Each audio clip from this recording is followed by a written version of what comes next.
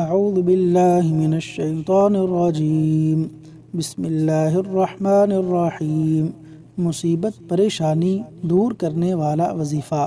رسول اکرم صلی اللہ علیہ وسلم نے فرمایا، مبتلائے رنج و کرب کی دعا یہ ہے: اللہم رحمتک ارجو، اللہم رحمتک ارجو، فلا تکلنی الی نفسی طرفۃ عین، واصلح لی شأنی کلہ، واصلح لی شأنی کلہ، لا الہ الا انت۔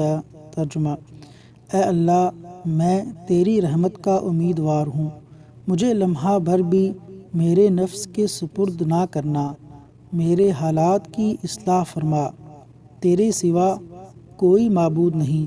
سنن ابو داود، حدیث نمبر 5090۔